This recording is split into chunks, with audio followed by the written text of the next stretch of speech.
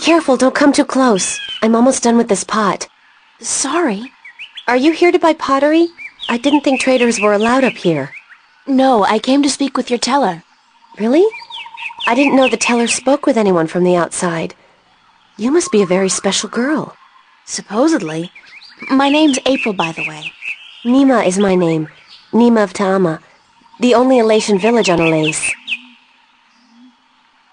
Do you know one of the 4 tales of winds, stars, sea, and homecoming?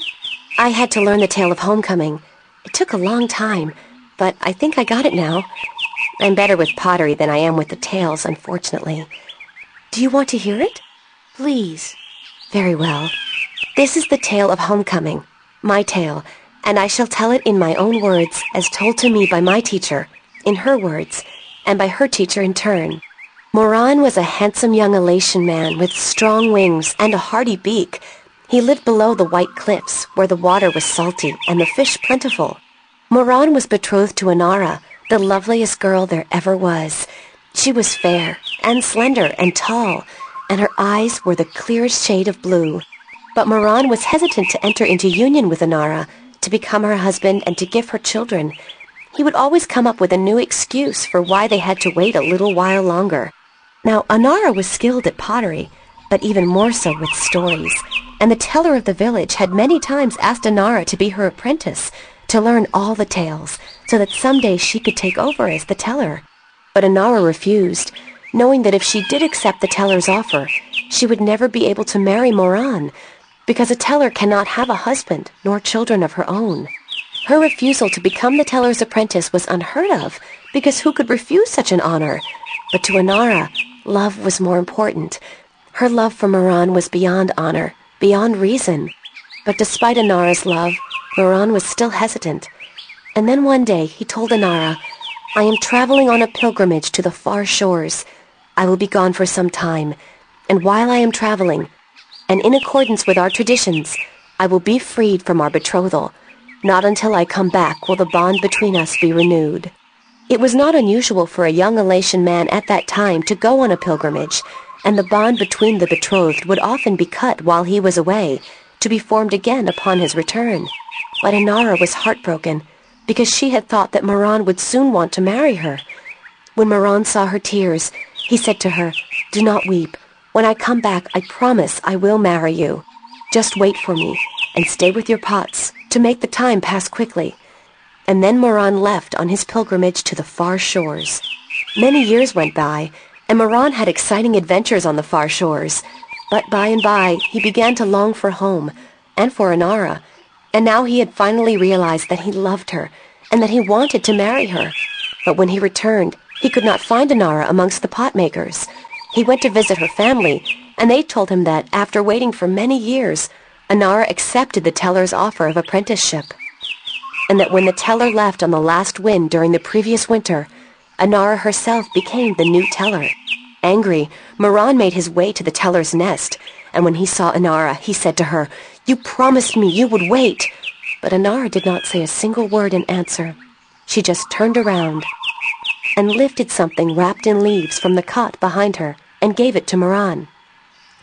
Moran unwrapped the package, and inside he found an old pot, cracked and broken in two. "What is this pot?" he asked. "And why did you not wait for me like I asked you to?" And finally Anara spoke, and she said to Moran, "I made this pot for you, my dear Moran, when you left, because I wanted it to be my marriage gift to you. But when many, many years passed, I finally realized that you did not love me the way I loved you, and to live hoping otherwise would be death." "But I want to marry you," cried Moran. "I came back." But Anara just nodded at the broken pot in Moran's hands and said, "Like an old pot that is left without care, a heart may break in two, and a broken heart can never be mended." And so Anara turned away, never to speak with Moran again, and Moran's heart, like the pot that was left untended, broke in two, because absence makes a heart brittle. This was the tale of homecoming, my tale, and I told it in my own words as told to me by my teacher, and as I will tell it to my student when the time comes. Thank you, Nima. You're welcome, April.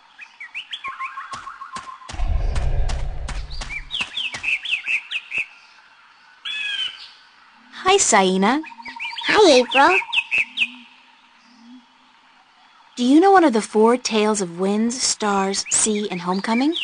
Yes, my mommy taught me the tale of the stars. It's a really pretty story. Do you want me to tell it? Please, Saina, I would like that very much. Okay. This is my tale, the tale of stars, and I tell it to you in my own words, as it was told to me by my teacher, in her words.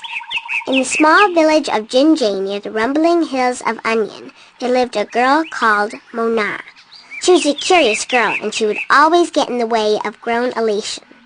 Go play somewhere else, they would say to Mona, but she didn't want to play with the other children. She wanted to be where the grown-ups were, to see what they were doing, and learn from them.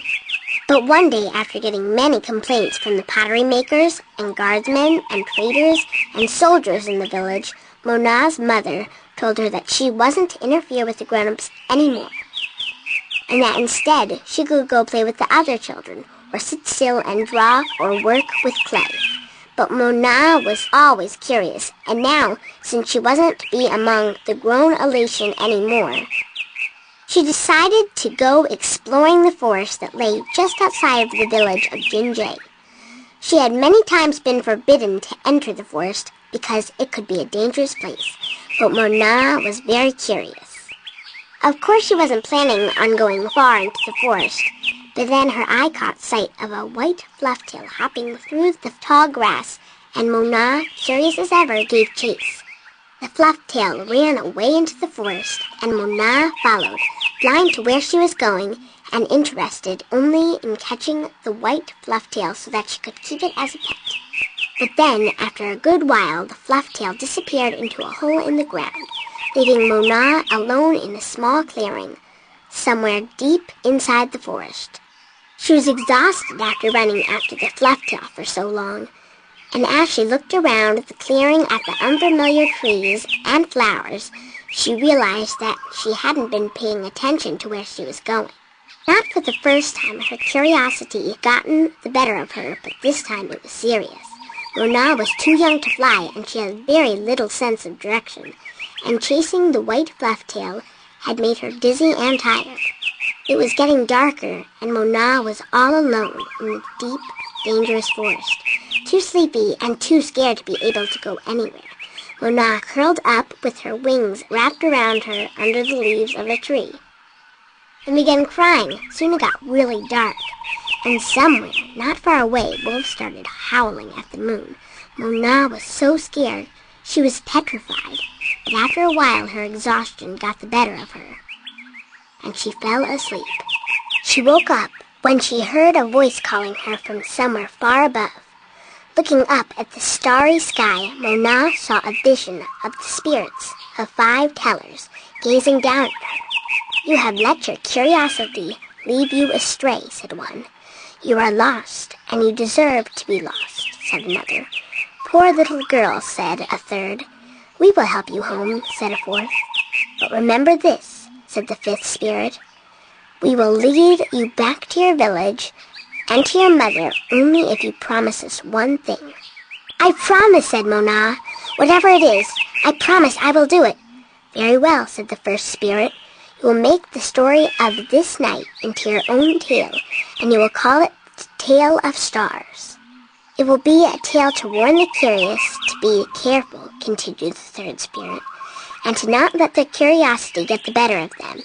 And," said the 2nd spirit, "to remind the elation that the spirits of their tellers watch out for them when they most need it." And so the spirits of the 5 tellers guided Mona through the forest, and by dawn she was home. And Mona did tell her tale, the Tale of Stars, to everyone in the village, so that everyone would remember that the curious must be cautious, and that the spirits of the tellers are always watching. This was my tale, the Tale of Stars, and I told it in my own words as my teacher did to me. That was a beautiful tale, Saina. Thank you. Where are the other children in your village? Oh, they're in school now. And why aren't you in school? Because I'm ahead of everyone else. I'm really smart, you know. I'm the only youngling to have learned the first tale this soon. So some days, I get to do what I want. It's a little boring, though. I wish I was in school, At least there I could sing and play and jump around with all the other children. Why don't you go to school anyway? Because they say I would just distract the other children who are still learning their first tales. It's not fair. I mean, I get to play by myself and everything, but that's not fun all day. And my mommy's working on her pottery at home, and she doesn't want me disturbing her because she might make a mistake. But the day after tomorrow, I get to go back to school, because then we're going to learn some more flying lessons. They're always a lot of fun, and I'm getting pretty good at that too. I bet. I wish I had wings like you do. Yes, they're very good to have when you fly. Bye-bye, Saina. You're leaving again? I wish you could stay. Me too, Saina, believe me.